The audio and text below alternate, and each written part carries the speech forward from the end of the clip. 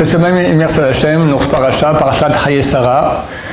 Donc le décès de Sarah Imenu et son enterrement à Hebron. Puis après, longuement, sur presque toute la paracha, on parle du Shidduch de Yitzhak, le fils de Sarah et de Abraham, avec sa femme Rivka. Et on peut parler du Shidduch, pas du siècle, du millénium. En tout cas, il n'y a aucun Shidduch duquel on parle autant dans les écrits saints. Certainement, il y a beaucoup d'enseignements importants à y voir, notamment que Eliezer, qui était donc le serviteur d'Abraham, va choisir la fille qui peut être la femme de Yitzhak, le fils de son maître, en fonction des qualités d'âme. Est-ce qu'elle a des bonnes midotes? Est-ce qu'elle est gentille? C'est l'essentiel. Ça ne sert à rien d'être quelqu'un de très intelligent, ou de très riche, ou de très beau, si on n'est pas bon. Il faut être bon, il ne faut pas être méchant.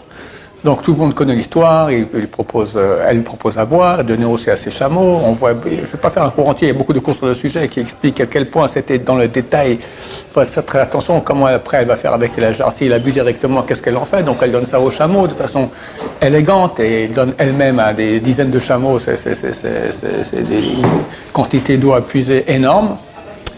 Et à la fin, il lui demande de quelle famille elle est. Parce que si elle vient d'une famille tordue, ça ira pas non plus. Déjà auparavant, il lui met déjà des bijoux sur les bras, etc. Alors on dit comment il a fait ça avant. Il avait une tellement grande confiance que certainement c'était la fille qu'il fallait, que Dieu allait le diriger, que bon, il y a eu des miracles, il y a eu cet adhérère, lui et ses 10 chameaux ont volé dans les airs pour arriver là-bas. Il y a eu beaucoup de miracles.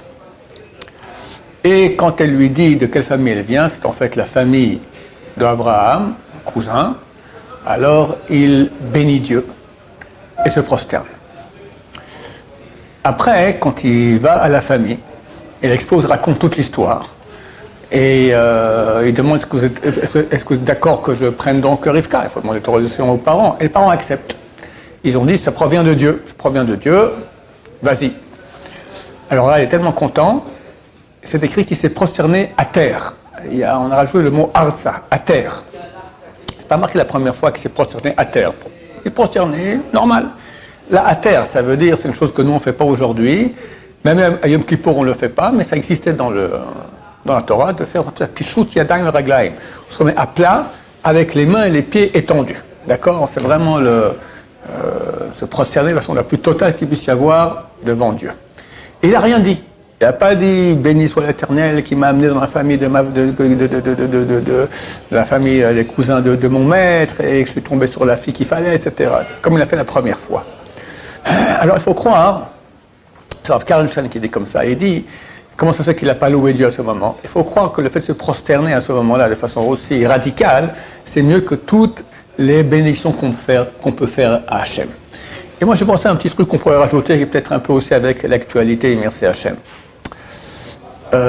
Eliezer, c'est un grand tzaddik. Il ressemblait à Abraham Avinu. Quand on le voyait, on ne savait pas si c'était Abraham ou lui-même. Et c'est marqué, il s'appelait Damesek Eliezer. Comme ça, Abraham l'appelle Damesek Eliezer. Damesek, le sens simple, il venait de Damas. Mais le sens allégorique, le Midrash dit Damesek, c'est une contraction de mots dolé ou mashke. Da, c'est dolé, ou mesek, mashke. Il puise et abreuve de la Torah de son maître. C'est-à-dire que lui, il enseignait la Torah d'Abraham Avinu. C'était comme le second d'Abraham Avinu. Il connaissait toute la Torah d'Abraham, il enseignait aux élèves, etc. Donc c'était vraiment un très grand sage. Et en plus, c'est marqué Hamoshel Bechol Kinyano. Il maîtrisait tout ce qu'il y avait chez Abraham Avinu. C'était lui le responsable de la maison d'Abraham Avinu. Mais là aussi, les sages d'Israël ont donné un sens allégorique. Ils ont dit il maîtrisait toutes ses pulsions comme Abraham lui-même. C'était un sadique énorme. Et lorsqu'il raconte tout son périple aux parents de Rivka, alors il dit qu'il avait proposé, il a dit à Abraham Avinu, qu'est-ce qui se passe si jamais j'arrive là-bas et la fille ne voudra pas venir avec moi, qu'est-ce que je fais? Alors Abraham lui a dit, bon, dans ce cas-là, tu es libéré du serment que je t'ai fait faire. Mais c'est marqué peut-être elle ne voudra pas. Alors, quand c'est arrivé en vrai que Eliezer a demandé à Abraham, c'est marqué Oulaï. Oulaï signifie peut-être. Et Rashi sur place, il dit que Eliezer, en fait, il avait une fille. Qui était très très bien, et lui, il rêvait qu'elle devienne la femme de Yitzhak. Alors, comment on apprend ça d'ailleurs du mot Oulaï? Parce que peut-être, on peut dire de deux façons en hébreu. On peut dire Oulaï, on peut dire peine. Peine, c'est négatif. Dans le Kriyat Shema, on dit peine iftelevavchem, de peur que votre cœur soit tenté vers l'idolâtrie. Donc c'est négatif.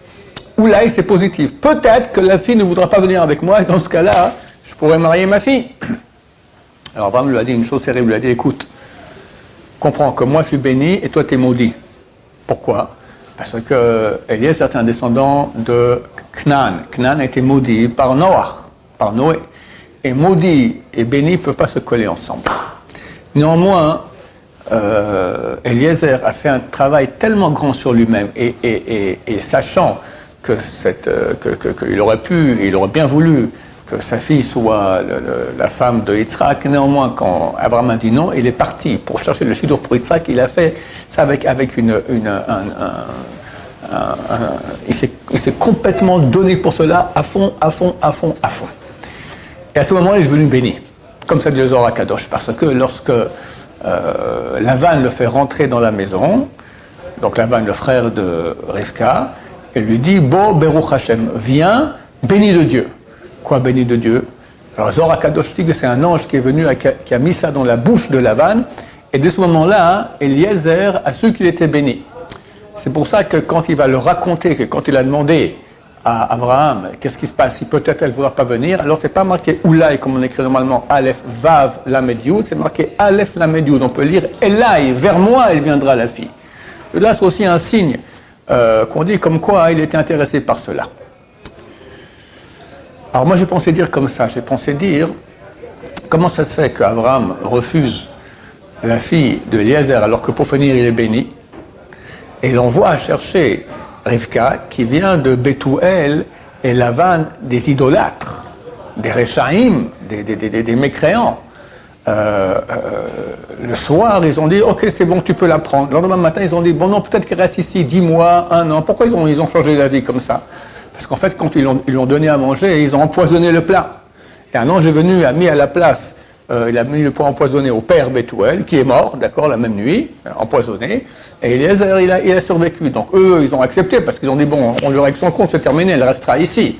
Et le lendemain matin, ils ont essayé de récupérer au moins qu'elle reste un peu ici, de demander s'il reste 10 mois, 1 an, on fera en sorte que les choses s'arrangent, jamais elle quittera l'endroit. Donc comment ça se fait qu'Abraham Avinu, il envoie Eliezer aller chercher une fille chez des idolâtres, mécréants, moi si je veux marier ma fille, enfin bon, je me sont toutes mariées, mais je regarde la famille d'où elle vient, des gens bien, pas des assassins ni des idolâtres. En fait, Rivka était une grande sadek, mais elle était captive des forces du mal. Il faut comprendre que lorsque le premier homme a péché, alors des parties de son âme sont descendues très très bas dans les forces du mal. Et était captive. Par exemple, l'âme du roi David, le Mashiach, d'accord? Par quel biais le Mashiach y vient? Ben d'abord, c'est une relation entre Yehuda et celle qui était sa belle-fille. Le fils de Yehuda est mort, donc elle était veuve, mais néanmoins c'était quand même elle qui s'est déguisée en prostituée. Et c'est de cela que viendra l'ascendance du Mashiach. C'est pas génial comme pédigré.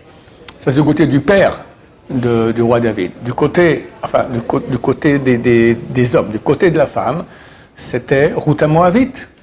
Ruth, qui est descendant de Moab. Moab, c'est quoi? La relation incestueuse entre l'autre et sa fille aînée. C'est pas très joli comme ascendance pour Mashiach. Parce que c'est une âme qui était captive dans les forces du mal. Il fallait qu'elle vienne de façon détournée, sinon le mal, il aurait refusé. Et comme ça, il y a beaucoup de grandes âmes qui sont captives du mal, et néanmoins, ça n'enlève rien à leur qualité. Ce sont des très grandes âmes, et il faut aller les retirer. Donc Abraham Avinu savait que Rivka, c'était une âme extraordinaire, spéciale, qui, elle seule, pouvait être sa belle-fille d'Abraham et la femme de son fils Yitzhak. Donc il envoie dans les forces du mal Eliezer pour la retirer. Et Baruch Hashem, il réussit à faire la chose avec l'aide de Dieu de façon admirable. Nous aussi, Am Israël, on est en exil. Pourquoi on est parti en exil? La Gemara, elle dit, pour ramener les âmes des convertis. Bon, c'est bien gentil, mais ça demande plus d'explications.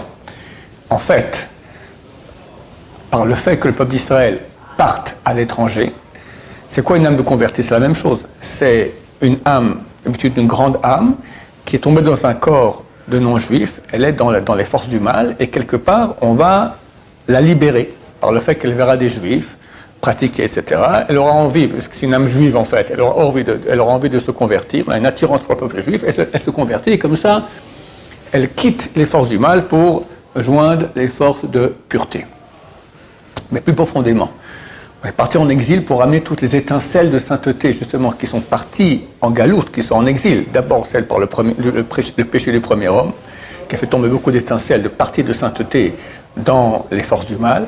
Et ensuite, le peuple d'Israël, ici en terre d'Israël, à l'origine, ils auraient été capables, depuis la terre d'Israël, de faire, par leur service d'études de Torah, par leurs prières, par les mitzvot, le peuple d'Israël était capable, depuis la terre d'Israël, avec un aspirateur à distance, d'amener toutes les étincelles de sainteté du monde entier en Israël. Mais par le fait que le peuple d'Israël s'est mal comporté, ici en terre d'Israël, de façon terrible, ceux qui regardent les textes, c'est vraiment innommable, d'accord? Alors, l'aspirateur était bouché, il a fallu partir sur place. On n'a plus la faculté d'amener les étincelles à distance, il fallait aller sur place. C'est la raison pour laquelle les Juifs ont été dispersés dans le monde entier, il n'y a pas de pays où il n'y a pas de Juifs, et de plus, ils ont été expulsés d'un pays à l'autre, parce qu'ils faisaient, allez, en Espagne, hop, fini, on a pris toutes les étincelles de sainteté, on quitte l'Espagne, après un autre pays, etc., comme ça, de pays en pays, jusqu'à ce que, maintenant, nous sommes en train de faire le retour en terre d'Israël, parce qu'en Baruch Hashem, on a ramené presque toutes les étincelles, et dès que la dernière étincelle est ramenée, Mashiach, il vient avec l'aide de Dieu. Comment on ramène ces étincelles? Par l'étude Torah, par le mitzvot, et si on fait passer par la souffrance, d'où la souffrance du peuple juif aussi en exil, d'accord? Donc, le même travail que nous faisons pour ramener ainsi les étincelles qui sont prisonnières des forces du mal, c'est ce qu'aussi s'est passé avec Eliezer. Maintenant, Eliezer, lorsqu'il est au milieu de sa mission, il voit qu'elle vient de la même famille. Il n'a pas encore terminé. Il n'a pas encore reçu l'autorisation de Bethuel et de sa femme et de Lavan de prendre Rivka. Alors, qu'est-ce qu'il commence maintenant à bénir Dieu? Il bénit Dieu. Et nous aussi, chers amis, on est très proche de la fin. Bezrat Hashem, mais ce n'est pas encore la fin. Mais néanmoins, on doit beaucoup bénir Hashem pour tous les miracles quotidiens qu'il nous fait. Et malgré qu'il y a des malheurs, malgré qu'il y a des souffrances, voir le beau côté extraordinaire, combien il y a de tchouva aujourd'hui grâce à Dieu, combien il y a d'unité grâce à Dieu, combien on voit des miracles, combien on voit dans cette guerre aussi, elle est super miraculeuse aussi, on peut avoir des dizaines de fois de plus de morts, à Dieu ne pèse. Alors hélas, il y en a, c'est très très triste, c'est très difficile, mais voir aussi à quel point Dieu est là, et au milieu de notre mission, de ramener maintenant toutes les étincelles, de faire en sorte que Mashiach vienne, bénir Dieu, et se prosterner devant lui. Mais quand tout sera fini, alors là, on va se prosterner à plat. D'accord, on va tous au temple ensemble, on va se prosterner à plat devant Dieu pour le grand dernier merci de l'histoire, très très bientôt. Baruch Adonai, l'olam, amen, amen.